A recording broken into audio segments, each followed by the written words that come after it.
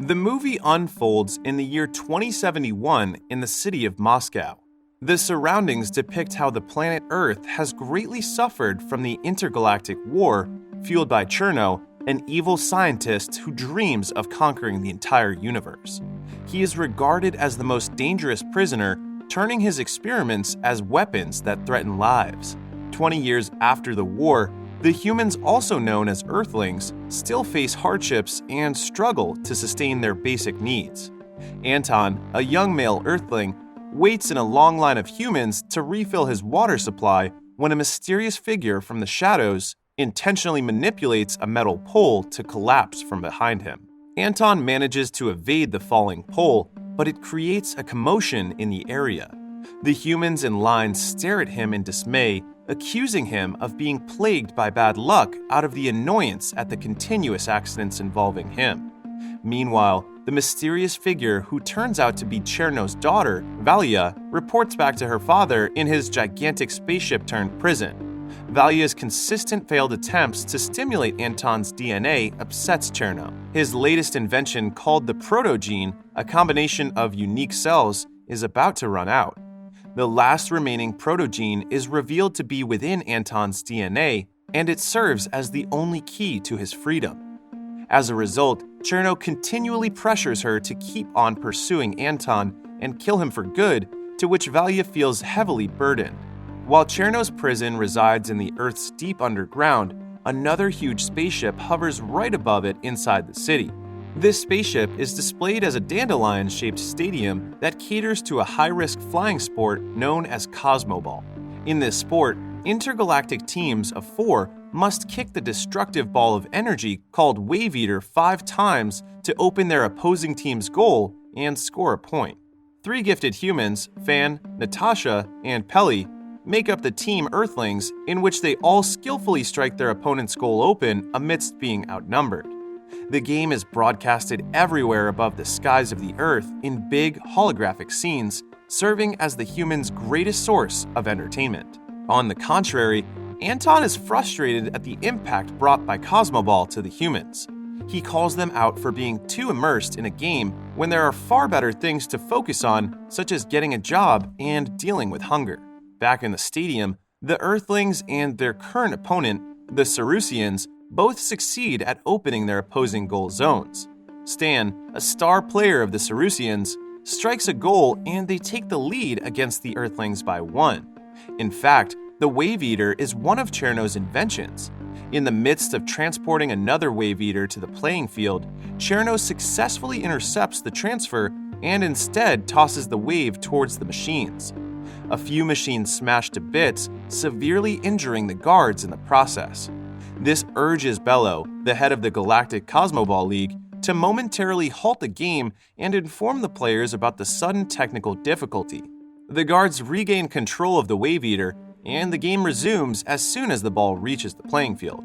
Though the game ends in a draw, it is the first time in history that the Earthlings triumphantly make their way to the finals, earning a loud cheer from the human spectators in and out of the stadium. Cherno, on the other hand, shouts in anguish at the sight of his creation turning into lumps of rock.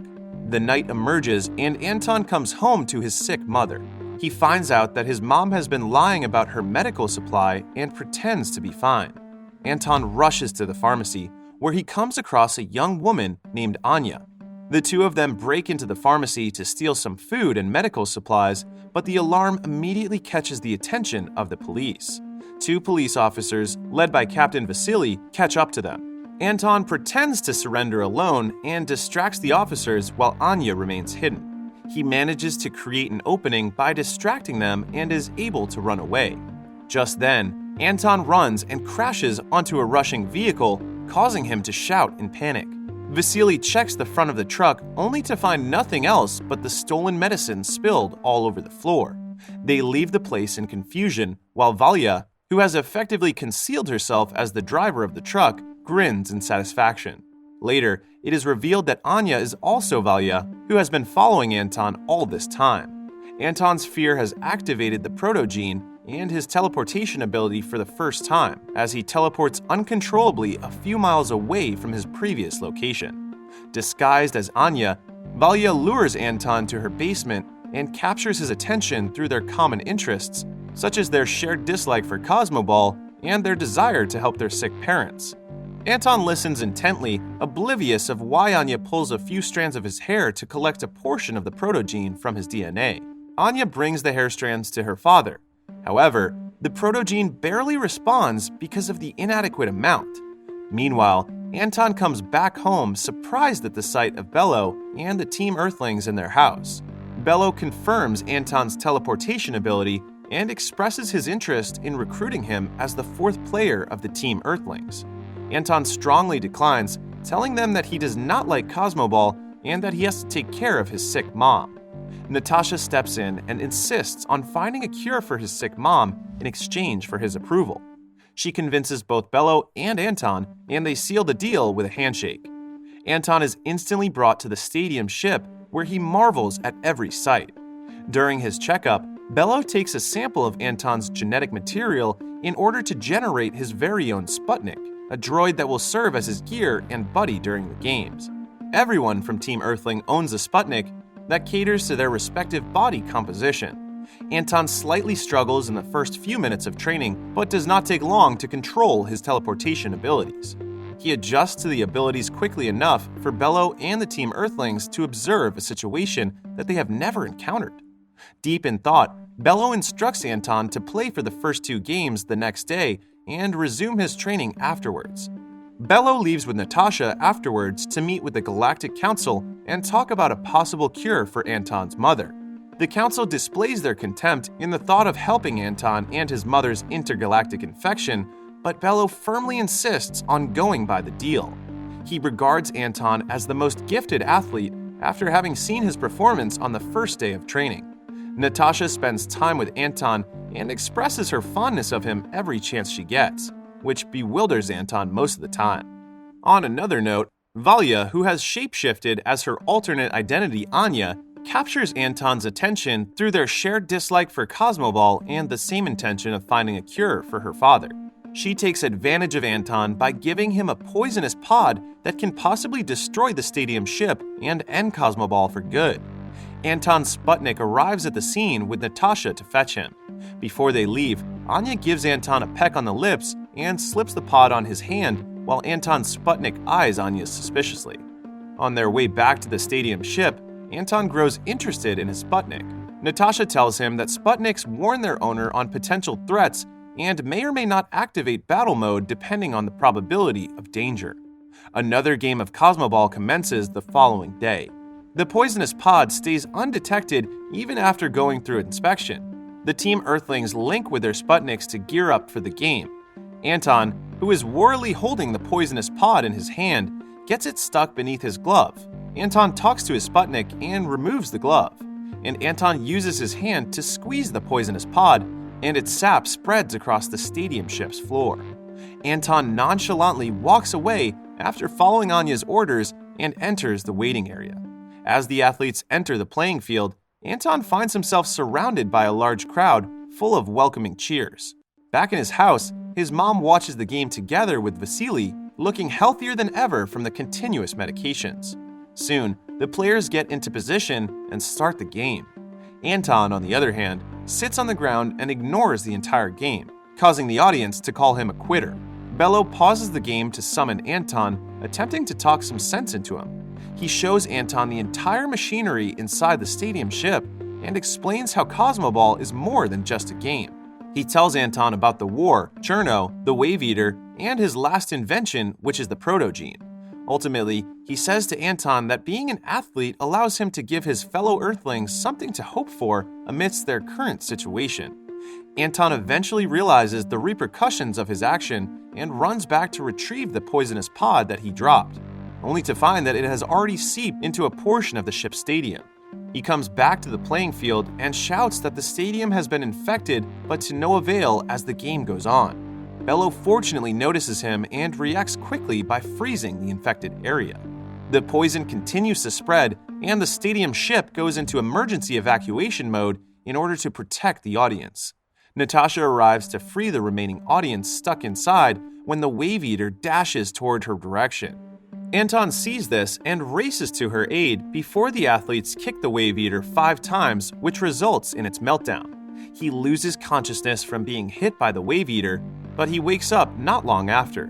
Then he immediately goes to confront Anya in her basement, yet as soon as their eyes meet, she stuns Anton and shows him her true form as Valya while confessing her admiration towards him. Even so, she is disappointed in him for not completely destroying the stadium ship and begins to collect a moderate amount of protogene in his DNA before leaving him unconscious.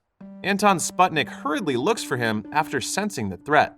Finding him lying unconscious, his Sputnik connects with him and ends up exhausting itself to heal Anton's injury.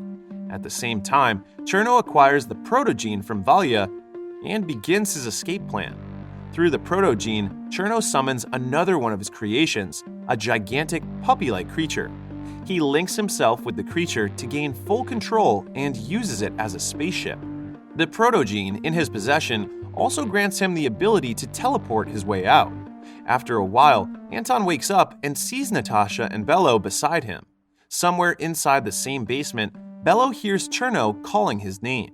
Cherno addresses Bello as his creator and invites him to join forces with him. Natasha becomes confused upon hearing this. She questions him up front, but Bello shrugs her off.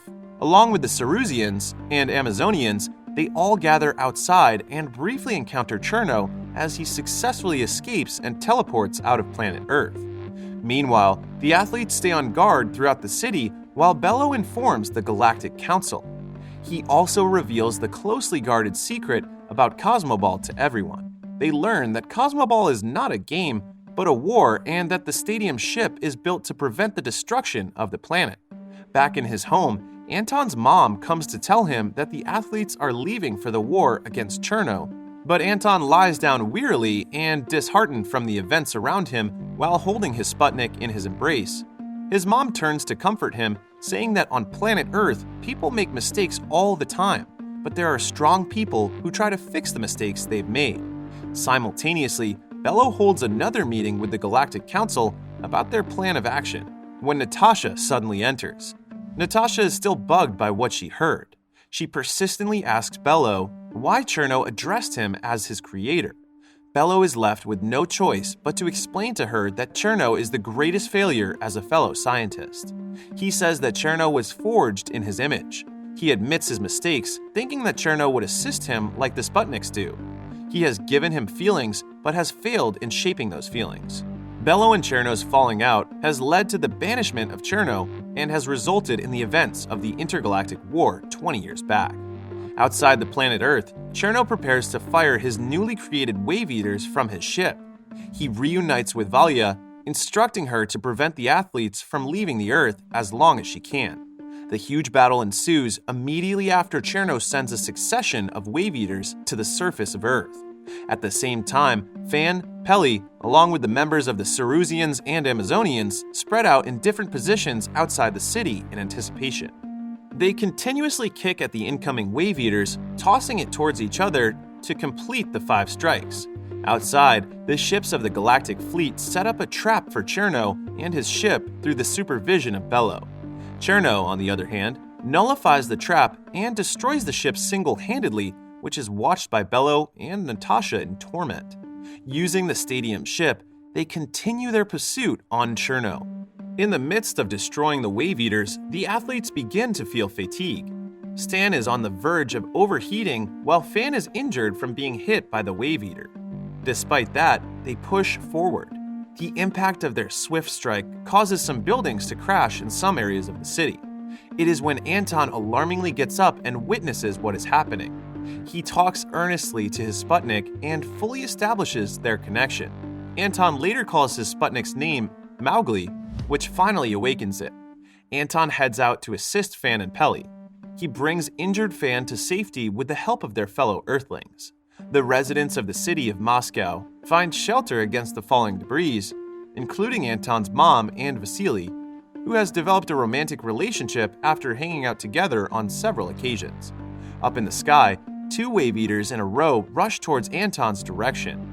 He manages to strike the first one, but fails to notice the second one, which drags him towards the ground. He lands safely, but ends up in tattered clothes. His Sputnik, Mowgli, senses the situation and instantly comes to his aid. They happily reconcile and link together, creating Anton's gear for combat.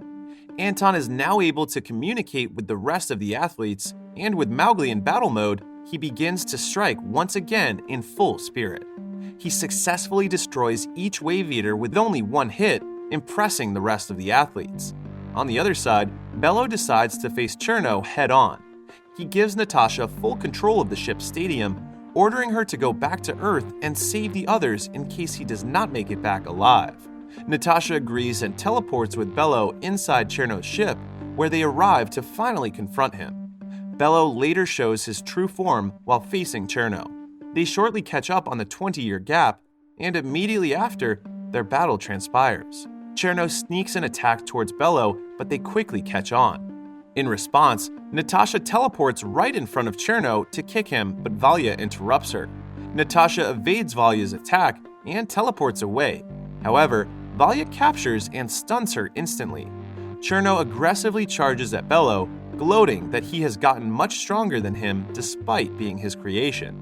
Meanwhile, Anton successfully teleports on the Earth's moon with Mowgli, witnessing the moon's sorry state. Mowgli's alarm activates, sensing danger nearby. They head towards the area straight away while thinking of Natasha and Bello. In the ship, Bello angers Cherno after he attacks with balls of ice towards his protogenes. Cherno creates a large shield to protect his creation while Bello continuously attacks. Bello slips up a ball of ice right above the shield where he directly hits Cherno. The ice spreads around Cherno and it freezes his entire body. When Bello's constant attacks break the shield and almost freeze Cherno's entire creation of protogenes, Valya shapeshifts to Natasha's form and stuns him. Valya currently gains the upper hand, incapacitating both Bello and Natasha before she destroys the ice that has been trapping Cherno. Cherno breaks free and utilizes his elastic gear to strangle Bello. He says his parting words and is about to kill him, but Anton arrives in time. Anton takes Valya hostage against Cherno, making him release his hold on Bello. Cherno walks towards Anton's direction and challenges him as if he can never kill Valya. He mentions that Valya has never been a perfect creation and stabs her in the abdomen himself. Cherno's blade lightly touches Anton's gear, and it pushes him forcefully on the lining of the ship where he is trapped and unable to teleport. Bello barely manages to keep Cherno distracted by dropping a bead of ice in an attempt to neutralize the power of the ship. The evil Cherno proceeds to direct his makeshift spear towards Bello and kills him instantly. Anton takes the chance to connect with the ship itself through their shared cells. He meets the puppy-like creature and it wildly chases him. As Anton nears the exit, he decides to stop and directly faces the creature instead. The wild creature is taken aback, its limbs coming to a full stop in front of the Earthling. They both stare at each other for a moment, and Anton later protests vehemently at the creature for its threatening behavior. It roars at him in reply before it senses their connection. Pushing further, Anton calms the creature by lightly touching its head. Soon enough, he successfully establishes trust with the creature, enabling him to break free of the lining of the ship. Furthermore, the creature grows fond of Anton, which ultimately destroys its connection from Cherno. Cherno tries to resist and exclaims that he is the master, but the creature no longer listens to him. He is mercilessly ejected out of the ship and tossed onto a massive ball of hot gas where he melts to death. Natasha regains control of her body after being released from the trap. Anton teleports back to her and together they return to Earth. On Earth, the citizens have grown tired of hiding. They become determined to survive and gather to fight for humanity. Through Valya's lead, they go to position, ready to fight the wave eaters coming their way, when all suddenly stop and stay in place after Cherno's defeat. Claiming their victory, the residents of the city of Moscow cheer out loud. After some time, the city is brought to better shape under the leadership of Natasha. The energy from the remaining wave eaters has been harnessed to restore and improve the way of life on Earth. In her speech, she stresses that it is the time for Earthlings to live, not just arrive. It is broadcasted all over the planet, with everyone honoring Bello's sacrifice. The movie concludes with the Team Earthlings reuniting after Natasha's speech along with Anton's mom, new stepdad Vasily, Mowgli, and the creature who he now calls Kid.